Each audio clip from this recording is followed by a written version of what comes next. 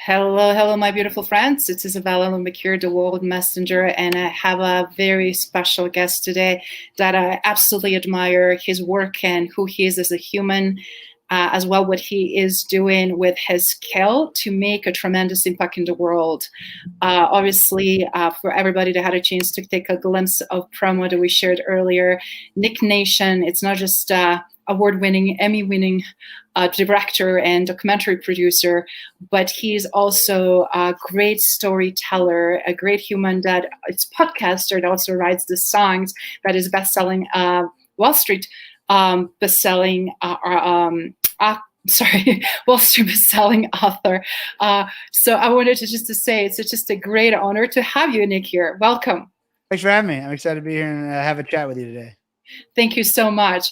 Obviously, you have tremendous accomplishments, but we always love to start on these lives to give a point of reference to people. How did you start it? How did you pivot? And how did you get where you are today, please? Well, there's a lot of story there, but I would say at the end of the day, I think I have been drawn to how I've been drawn to creative endeavors, whether it be writing music, which is where I started, or producing films. And I also have we have an agency, but I think maybe more important, we can talk about any part of the journey you want. It's just can be a long story, but I think the lesson I can impart from what I've learned to get where I am now would be if there's anything that you want to do, just start by serving people that are within the realm of the type of people you want to serve, and ultimately the opportunities just start to show up.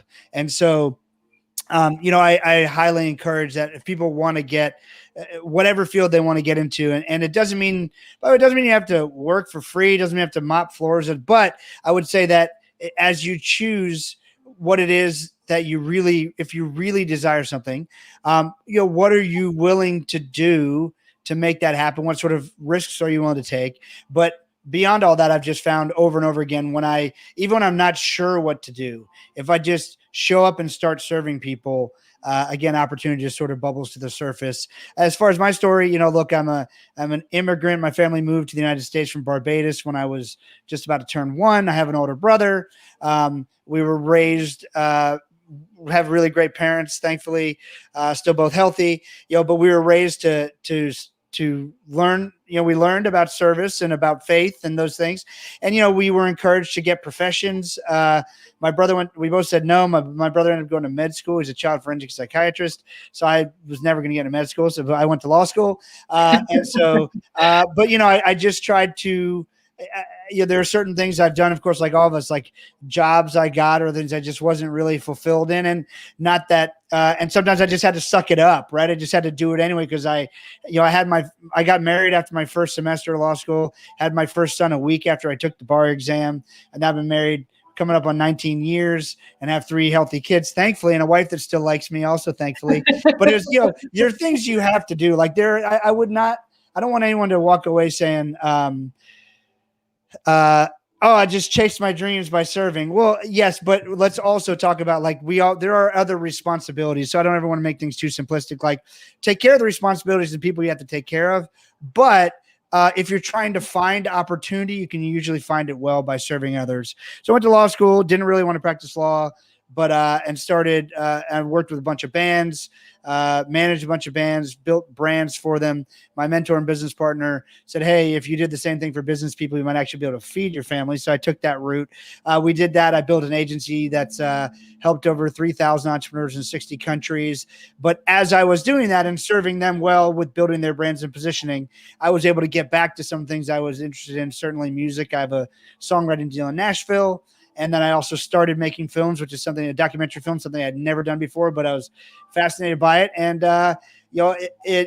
that journey has been really interesting because it seems like the easiest thing I've ever done. I think it's because of the other things I have done in life and the mistakes I'd made that informed me. And I think that one of my biggest lessons from that would just be, I think it's felt so easy because I built teams of people around me who I'm not trying to do things that I'm terrible at. I'm trying to find people who love the things I don't like to do. And I'm just doing what I should be doing in the context of building a team that can execute. So there's a short, long answer to a complicated question. Sorry for giving you the first complicated question out of the bat, but Nick, you're doing fantastic, and I love what you share here from your immigrant beginnings, coming as an immigrant here, and already accomplished an amazing American dream. And I just want to kudo you, and as such a great role model and example for everybody who are trying to establish and some find their passion. The question it is, how did you find the passion? How did you get so fascinated about people and then find that niche that you're so exceptionally good at it? I mean, a lot of trial and error, a lot of what am I not really good at is certainly part of it. And then second of all, I think, you know, I don't know. I just like people. I have a passion for people. I also just enjoyed, like, you know, in school, I enjoyed lunch because I can actually hang out and talk to people. You know, there's been certain classes I've had that they were really engaging, but, you know, I've always just enjoyed people. And, you know, just someone's asked me the other day, trying to help me with something. They're asking me some questions. They said, you know, what are you really, really driven by at the end of the day? And I think at the end of the day, with where I'm at now, I'm really driven by human resiliency and grit, and how someone, like, you know, when you see a story where someone loses 2 limbs and goes on to the Olympics, like, you wonder, like, I don't know about you, but I think most people wonder, like, how would I have responded to that? Like a car accident or a crime, or like, that's,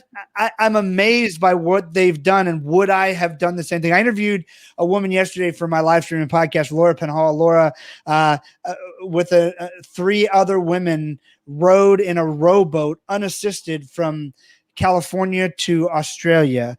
Took her 9 months. And I'm like, what?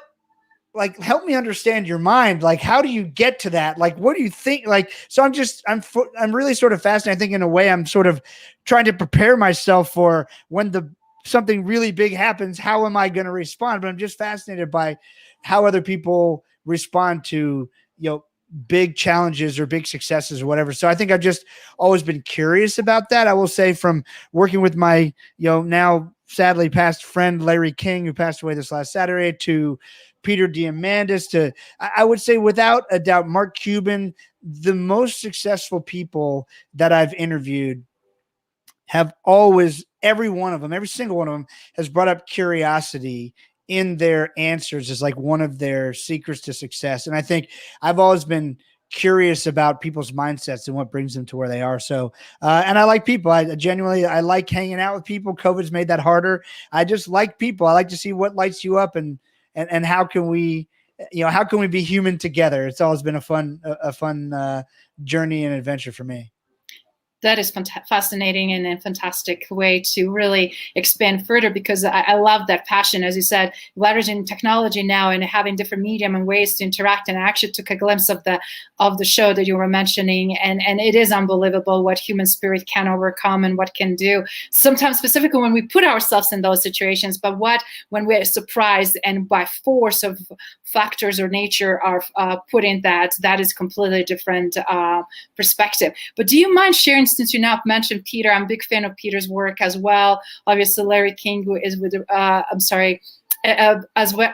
many of the phenomenal humans that you had a chance not only to interview but have a conversation with, share the stage, but also reflect their life. So do you mind, as you said, curiosity is one factor, but I'm sure it's a little bit more than that, because all of you started and built yourself up over years, and you did not give up, obviously, but there was a more to that ingredient. And do you mind just sharing, again, for people that are truly struggling, because as we know, so many people are struggling right now, Nick, and what would you tell them to really pay attention to? You know, man, there's a lot of things. Number one, and a lot of this, by the way, nothing I'm saying here is typically anything I invented. What maybe the best thing I could do for anyone here today is take the millions of dollars I have spent and the thousands of hours I have spent with around amazing people on boards and doing projects and making films and whatever, and maybe just bring you back some of the best advice that I've gotten from anyone. So I'll try to give you a couple things that have really impacted me. Number one, I brought it up a little bit with serving, but my friend Dr. Nito Cobain says a life lived in balance is a life lived in thirds: 1/3 earning, 1/3 learning, 1/3 serving. And I think each one of those things helps create momentum for the other, which helps you grow and move in the right direction. I think my mentor Dan Sullivan shares that we all have a unique ability, and we often are encouraged in it when we're really young, but then when we get put in the school system, I'm not knocking education, it's very important, but the way it has had to be delivered, or the way it has been delivered for hundreds of years now, requires a bunch of kids to do the same thing and not act out of line. But typically some of that acting out of line is our unique abilities that we have to suppress, and it often takes till we're 65 to buy our way back out of debt to be able to live in that unique ability again. So I would just encourage people, those who I know who are doing the best things in life are in a slightly more mature way, acting the way they did from 0 to 5, where they were really excited, really motivated, and having a lot of fun, and being able and finding ways to provide value to other people in the world with that skill. I would also say that what Peter taught me is a couple things. The day before anything happens, it's a pipe dream. It's crazy. You're insane. The day before it happens, it's a possibility, and many others don't see that possibility.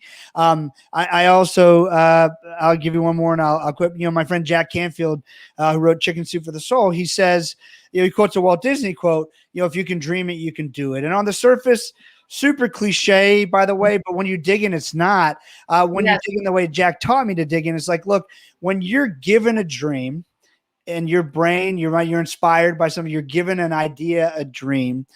Number one, oftentimes you share that with other people, and they don't share the same excitement you share. We've all had that happen. You share something, they just dump on it. There's no way, you shouldn't do that. What, blah, blah, blah. And so, number one, realize that try not to react to that. Just try to respond and realize, okay, wait a second, that dream was given to me and the possibilities in my mind. I can't really be mad at someone else because that dream wasn't given to them. It was given to me. And we often want to project, oh, you don't believe in me. You don't think I can do it. And you just got to let all that go and just say, you know what? That dream was given to me for a reason, not given to them. You do have to realize, if it is a dream that was given to you, that's not just, your mind does dream, and not everything is for you. So, but if you decide a dream is for you, you also have to realize that you may need to change many things in your life to achieve that dream. You might need to change the people you're spending time with, not because you don't love them, but you might need to spend hundreds of hours learning a new skill set, or there might be people who are dragging you down or don't want to see you change. You might need to learn new things, meet new people. You're very likely going to become a bigger, better version of yourself to achieve that dream. It doesn't just happen. So you have to get on that road. But if a dream has been given to you and you truly believe it's your dream, this might make you a little sick in your stomach, what I'm about to say, but if it was given to you, it's yours. It is your dream to be had, and you need to pursue it. If it's still in your mind, it's probably been nagging you for maybe months, maybe even years, maybe even decades. Well, there's a reason for that. So you need to listen to that voice. I'm not saying, by the way, it would be irresponsible and immature of me to say, drop everything and go do that. That's for you to decide. But like I'm saying, there's probably a way that you could be spending some of your time chasing this dream. We often, if we really assess where we're spending all of our time, we're so busy, but we make time for the things we want. So I'd encourage you to make some time and start on that road. Last thing, because I can't help but say it, Dan Sullivan, again, from Strategic Coach, says, look, when you set out on a journey, whatever that journey is, and you have an end in mind, oftentimes what he calls the strategic byproducts, the things that happen along the way to achieve this goal, are more valuable than the actual goal in the end. So you become a person of more confidence with more skills that opens more opportunities to even chase more things. So those are a few of the lessons I've learned along the way. Wow, so powerful. Thank you, Nick. I mean, that's guys, I hope you guys are listening and paying attention because it's so much value right here. And then as you said, is the reason why we hold that dream and it's our dream to fulfill and vision of that dream. Not it's not always clear to others till it manifests, right? And then all of a sudden everybody's like biggest cheerleaders and supporters. Very few people can see what we see, but that doesn't mean we should give up. That is huge, huge lesson because so many people actually do that. So do you mind, since you mentioned in Larry King, do you mind sharing what did you learn? Because we obviously lost him, and I think he was an exceptional human being. Unfortunately, I didn't have a chance to meet him in person. I was invited to one event in San Diego, and I had a conflict of interest. Otherwise, I will have a chance to kind of be behind the scene. And but again, you had a chance not only to interview him and work with him, but also to know him very well personally. So do you mind sharing from that legend, for legendary perspective of who was Larry King to you and what did you learn from him? Yeah, I'd love to share that, and just in the respect of sort of honoring him and his legacy, I don't want anyone to think we weren't best friends. We didn't talk every day or anything, but we had a partnership, and he was a mentor. And the relatively few hours I got with him were more than most anyone else gets, but super impactful in a lot of ways because of my curiosity, because I believed he had some answers that probably only Larry King might be able to give you. I learned a lot of things. I would say the thing that I learned from him that I'm not even sure he said it, but based on sort of the triangulation of the things he shared with me, one of the things I think is probably the most valuable that I could share with you is that, we often, whether it's doing interviews like this, and of course he has done hundreds of thousands of interviews, we often have a preconceived notion of the conversation we want to have, the conversation we want to deliver to our audience. Him on CNN for decades, you on this live stream, me on my shows, my documentaries, whatever it is. And I think for me, it took him saying something to me to realize that while I had an idea for a conversation that I think I'd like to have, the best conversation I could ever have would be the conversation that's in the room that day. So instead of, I should prepare and inform myself for a conversation that could be had, but the conversation that person wants to have that day, and the conversation that lights up their eyes and gets them motivated and excited. Like, never be afraid to go down that rabbit hole, because that's actually the conversation you're supposed to have today, not the one that's on paper or the one you think you're going to have. I parallel a lot to when I write a song. In songwriting, when I first started out songwriting, when you decide you want to be a songwriter and you're going to collaborate with other songwriters, because you had these ideas on your own to begin with, you walk into the room, and part of your job is to come with great ideas.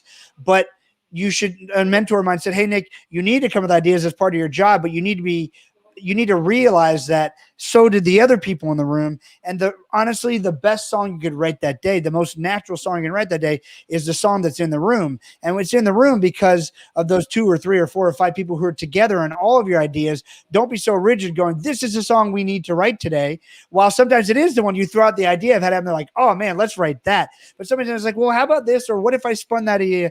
And the beautiful collaboration of humanity when you're collaborating with someone is that song you make or that interview you get to have, because it is that just perfect moment in time, the day, the week, the month, the hour, and the mindset you both have coming into the room that allows that conversation to happen that would have never happened in any other place. So enjoy that. There's a little bit of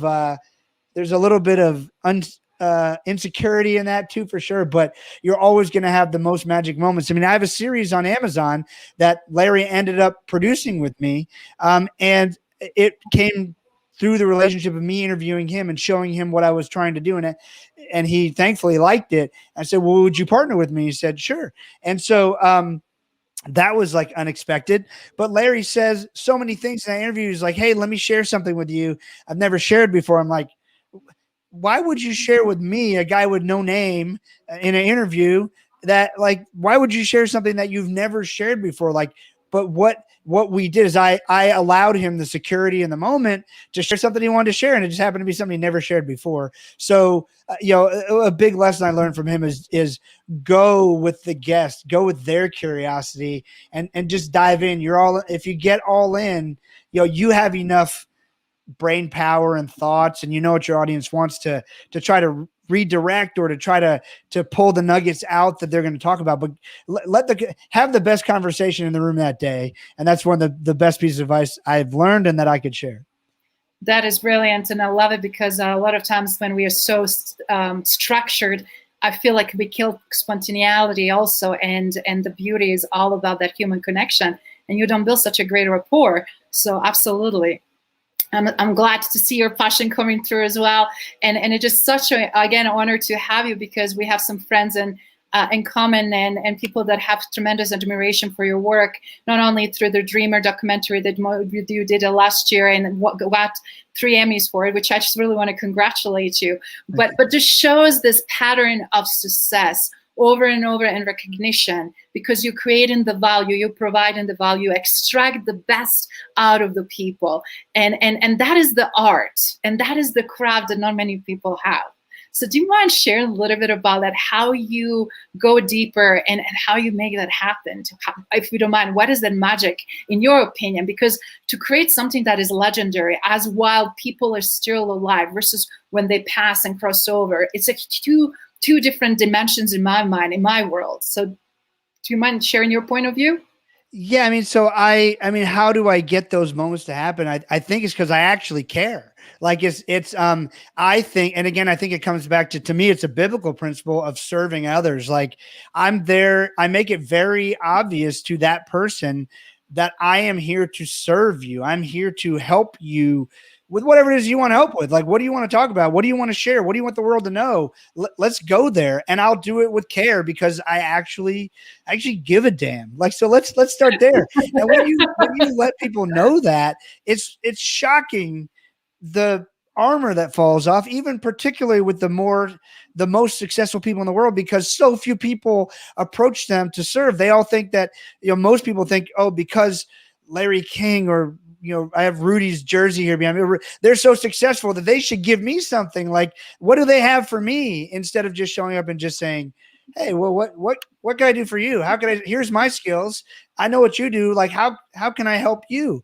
And so I think just most people, I'm not faulting it. I'm just saying most people don't think of it that way. So perhaps you could adjust your thinking and think, oh, how can I, no matter who it is, a billionaire, the most successful person in the world, whatever, I've never gone wrong by trying to figure out, hey, how could I actually be of help to this person? And not just we've all seen the pithy email line, well, is there any way I can serve you? Well, I mean, maybe, but really, like how might I help someone? And sometimes I help someone without even asking, or I make a connection or a share. And then that allows me to have the conversation like, wow, who are you? And wasn't expecting you to send this along. Like, they'll sometimes be like, what do you want from me? Like, is there something I owe you? Like, no, I just was trying to help you out. And it opens a conversation of like, oh, well, maybe we could help each other out. And so that's how I approach it. Yeah, having that initial open-minded, no end goal attached. People know when you have agenda versus when you just genuinely, truly, curiously you wanted to help them out, which is also obviously a huge fundamental thing to storytelling, because then you allow them to share, to build a trust. And as a result, you can convert that story in so many different ways through your art and craft that you use, and that is multifactional, from podcasts to writing the songs to writing the books or creating documentaries. So do you mind sharing with the audience? That's why we're feeling like everything is now coming with sharing your personal story, and as a result, sharing your experiences. What would you recommend for people, but as a storyteller, as an expert storyteller, what does the storytelling means to you, and how do you approach that? So I really learned storytelling, I guess, from making all these documentaries, but I sort of in the business world, they call a story something different. They call it a brand. And so a brand is simply a story. Branding is just storytelling, and a great brand is a story that other people want to share for you. So what I encourage people to do is look, the only thing that you have that cannot be copied, straight copied, is the story is your unique story and journey that led you to where you are today, that makes you the most uniquely suited person in the world to serve the ideal customer, client, person for you. Now, most people forget all that and just try to sell. And it's so like, but you have a journey that leads, like, there's a lot of people that, like, there's a potential client today who, I just didn't really think her perspective, we'll call it, would align very well with the work we do. And I said, let's, we're probably not a good fit for you. And she was a little offended. Like, you want to take my money? You're too, like, no. Like, you're just probably not a good fit. We just are coming from very different places. But being able to recognize that saves me a lot of heartache 6 months or a year from now. Like, that to me is huge. But having the confidence to do that, but it's because I've learned from my past experiences and mistakes. But also I realize now, like, why I do what I do and what my story is. And so I would just say, for people who are looking to maybe some ways to develop their story, I would put it this way. If you were to go back and, thirds is easy. We'll go back to thirds. If you were to divide your life up into thirds. So for most people, it's probably their childhood, maybe through grade school, maybe it's college and their professional career, whatever it was. What about divide your life up in those thirds and then write down in each of those thirds 5 to 10 experiences within that time period, both positive and negative. So 5 or 10 positive, 5 or 10 negative. And I guarantee you, when you go back and look at that, maybe, go through it and pick maybe the most influential ones. And I guarantee you that those experiences are informing what you're doing every day in your life and your business right now. You probably just never took the time to sort of honor them and realize where these things were coming from. I mean, there's these great hurts, these great victories. They really inform us, like, subconsciously, of what we should do next or what we should never do again. And so I would say the more you do that and you start having those conversations, of course, with those close to you, maybe with some prospects, maybe with some customers, you'll start seeing what lands with people and what, and you'll find that a lot of the reasons why people work with you is because, whether you could articulate it before or not, they have sort of a common feeling with you, a common gut feeling. And it's because they probably value the same things you value. But when you take the time to realize why you value the things that you value, and then you start using those as part of your, well, let me tell you a little bit more about where I came from and what I'm all about. That creates not only a relationship with your client, it articulates how different you are than everybody else. And it will very quickly and easily, I would say, inform both parties whether this is a good fit or not. And I can assure you, and I'm sure, if anyone who's had any experience knows that, particularly when it comes to business, we'll go that, I would much rather not make that money that's painful than take that money and regret it because of a bad alignment or a bad fit. You always end up spending more time, money, effort trying to make it go away and make it right. And if you just would have avoided it, you'd be much happier typically. Wow, that is like fantastic answer. And again, I love, because you're also highlighting how important it is to be authentic and be comfortable who you are. And then it's also important to see we're having a lot of listeners joining us from different parts of the world. I have some great friends join us from Australia. I just want to honor our audience here from, obviously, North America. We have some from Middle East, and we're having some from Latin America. So it's amazing. And Europe, actually. So thank you guys for listening. Feel free to also comment and also ask some questions while we're still having Nick here. Time is flying very fast when we're having fun, and we're having such a great expert here to share how to be a legendary storyteller, how to be legendary, period. Because again, it doesn't start with the legends on the top immediately, builds up that expertise over a period of time, starts with curiosity, and also with passion. So, I mean, obviously you explored such amazing things, and I kudos you for being such a huge humanitarian, for working on such a hard and challenging issues.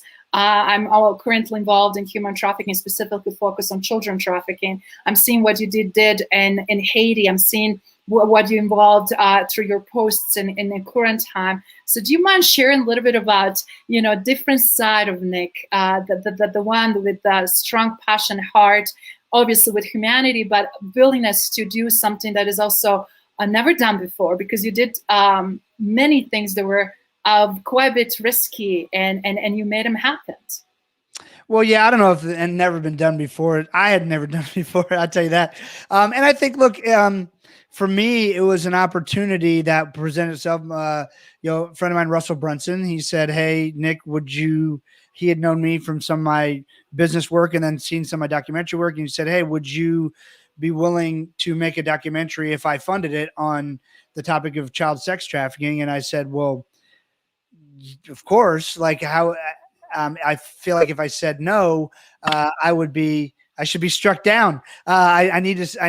Sure, if I've been given this skill set and this ability and I don't use it for something like that, like what am I even doing?" So that was pretty easy, but I never expected we'd end up in a raid and all those other things. That was just sort of a natural progression of what happened. But, I would say that, my eyes were completely shut to human trafficking. I was aware of, let's put it this way, I was aware of like prostitution, which I didn't realize how much of that is actually against people's will and how much trafficking or have ended up there based on manipulation and certainly bad life circumstances. But I think I was very judgmental of prostitution because I was taught like that's bad, stay away from it, which I don't think is a really healthy thing, but I never really thought about how that person got there. Right. So there's a lot of that. We've done work in Haiti. So first of all the stuff I've done with the human trafficking has been with Operation Underground Railroad with Tim Ballard. Russell introduced me, amazing organization. They opened my eyes and brought me into that world. We did Operation Toussaint. You can see on Amazon Prime or even YouTube because a lot of the world couldn't get it on Prime. In Haiti, we did a film in Colombia called Triple Take, which did some film festivals, but is not out mass public yet. We are finishing a film in Iraq right now, in Australia, and then I was inspired based on that because of how few people. First of all, it was me, and then what I was learning was happening all around us in the United States, but I didn't know about it. And then I'd come back and I had this knowledge, and people were intrigued and really saddened by the things that were happening in Iraq and Colombia and Haiti, and they kept saying things like, "Oh man, it's so sad this is happening in all these other places." And I kept saying, "No, you don't understand. It's happening right here." And as I learned how trafficking happens all around us and we don't see it, I'm finishing up currently a film called It's Happening Right Here, based on that term. And I would just say, look, to me, it was just the right thing to do. I did been to 3 dangerous places doing that now, and I promised my wife I won't do anymore and my kids. It was amazing experiences. I didn't feel in danger much of the time, but there are risks involved. But it just seemed like the right thing to do, and I had faith and just thought it's just what I was supposed to do. But I think what I could share with people for the most part right now that I think would maybe be of the most help quickly would be that most trafficking happening, particularly in the United States, but also a lot of other places, is a lot of it's digital. Mostly teenagers, but also adults get tricked into, get fooled, don't realize the risks, and perhaps maybe send some photos across the internet they think is going to be sort of harmless. And then someone on the other side is not who they say they are, and they use those photos to exploit someone, and more importantly, to make them do things against their will. And so I will say that, look, as a person who's been a teenager in my life, certainly, we were created as hormonal sexual beings in a way, right? I mean, it's part of how we continue life on this earth up to this point. So at the very least, I'll say that, we have lots of, especially I think as our brains are forming, but again, it happens to older people too. I could definitely see how a teenager could be duped into sending a nude picture in exchange for another one from someone who they are attracted to. And at that moment, it could be harmless, or at that moment, your life could change. And I would say, look, here's the conversation. As there's many conversations could be had, but as a parent or someone who loves a young person, particularly a parent, I think the conversation that's probably not happening that needs to happen is, hey, first of all, don't ever send naked pictures of yourself across text or internet. Like, I know you know that, but just remember that when it seems like a good idea for some strange reason at some point, because it might. And if and when you make a mistake and you do that, because you are human, I think most parents don't want their kids to know that they make mistakes. Like I tell my kids, like I still do things. I'm like, why did I do that? I make mistakes sometimes because I am by nature human. But the key is if and when you make that mistake, I know it's gonna be super embarrassing, but I want you to come and talk to me, because that one awkward conversation, I'm the one of the few people in the world who can who will want to help you in that situation. And don't let one embarrassing conversation, one awkward conversation that you don't want to have with me, don't let that stop you from having that conversation with me and making 1,000 other mistakes because you're being manipulated. Come to me, let's deal with it. And so I think most people aren't having that conversation. Like, hey, I know this is going to be awkward. Don't do it. But if and when you do it, and whenever you make a mistake, I want to give you a safe space to come talk to me, because and I just think most people aren't having that conversation. So a lot of cases, a lot of kids are scared, suicidal, living in mansions, living in gated neighborhoods, living. It doesn't matter the socioeconomic, you know, cases they're in. They don't feel like they have a safe place to share that, so they go into a life that they never intended and they get manipulated and make thousands of mistakes because that conversation was never had. Excellent point and excellent perspective, but you also have to be that you have a capacity as a parent to create a safe space, and that's why we as adults need to create a space not only just for our children if we have some, but also for others, and be great role models and create opportunity where they can trust us to tell us, right, and educate them. And that's why such a power of the stories, and stories that you actually pick and decide to convert into bigger stories, which is through the documentary storytelling. And I have here Marco asking really great questions, and actually they're all connected. So what makes a great story? And then follow-up question is where you find inspiration for your stories, and what is your biggest story that impacts you personally? So would you? Yeah, there's a lot there. What makes a great story? A great story um, is a story that draws you in on an emotional human level, to think through. I mean, I would say a great story is something that makes you think through walking a mile in someone else's shoes. There's probably other definitions, but I'll say that it's something that makes you think. I wonder what's that like, because we all live in this one body, right? And we have interactions with other people, but 100% of our time here on earth is spent through our own viewpoint. And so I think a great story is a story that makes you consider a different viewpoint, whatever that is, right? And so I think also, by the way, a secret to getting people to watch a great story or read something you put out, whatever, is just a very quick secret, is cognitive dissonance. If you can say something like, eating McDonald's every day will make you healthier. Now, if it's just a lie, it doesn't help you. But if you have something that is not common knowledge and doesn't seem like common sense, but it actually is true, you can always get someone to lean in. So there's a secret there. Where do I find inspiration for stories, man? They're all around all of us. Look, I mean, I get now a lot of people want to share stories with me. And of course, the more you hear, the more you get to see, wow, that's really unique or really special, really different, as opposed to just, if you only have 3 stories, you get to pick from 3. If you hear 1,000, you get to pick from 1,000. If you're picking one, you're typically going to get a better one. Right. And then, but they're all around you. And so I get inspiration all around me. I try to stick with things that, there's a positive focus on trying to make things better, whether that's a dream or what is it, what can it inspire someone to be better? I don't like to do things that are just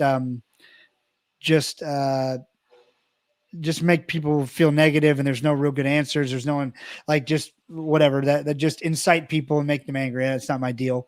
And then the biggest story that's impacts me personally, I mean, I think that's a growing story for me, in general. I'll answer that in general and then maybe more specific answer. But for me, faith, like understanding, my walk with God, and I'm a Christian, so with Jesus, like that to me is like the most impactful story to me. And what am I going to do with the knowledge and the responsibility that's been given to me as a human being? That's a super impactful one. And then, but I would say from like an actual story that I helped tell of someone else's.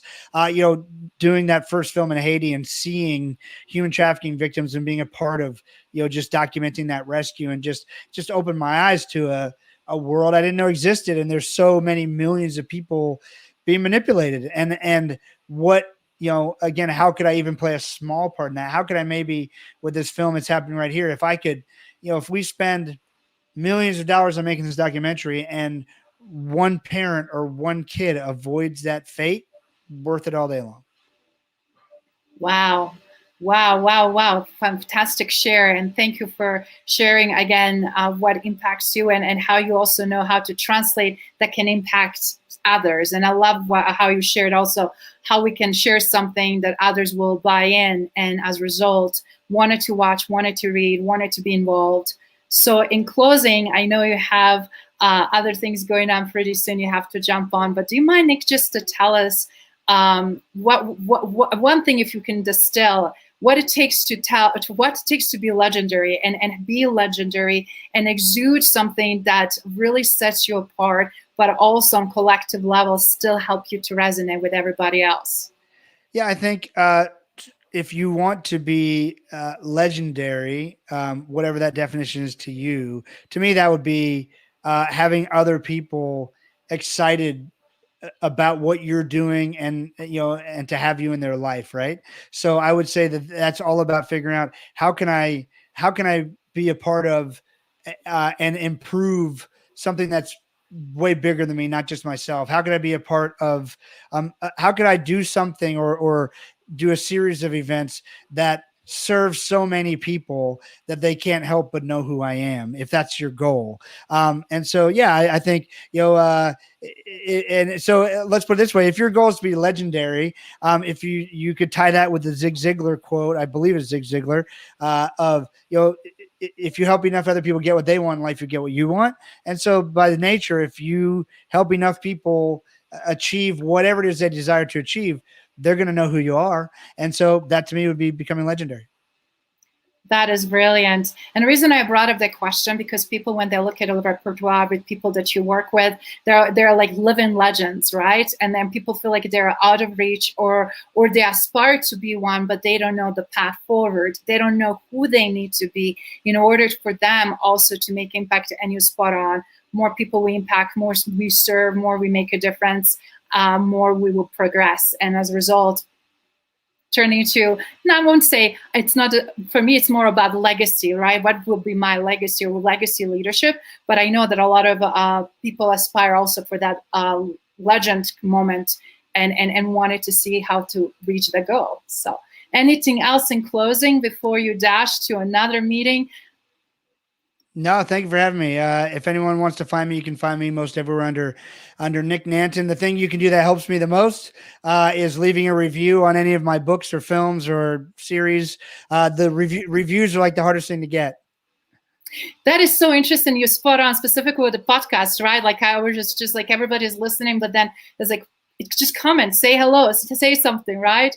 And why do you think, why is that? I'm curious, specifically when you're saying for someone like yourself who has a really huge following and a lot of fans, why do you think is that challenging to make it happen? I think it's really hard to get someone to give someone else value in giving you a review. Like, what is it going to do for them? Like, I mean, I buy stuff from Amazon all the time. I always get emails asking for me to review something, and I don't do it.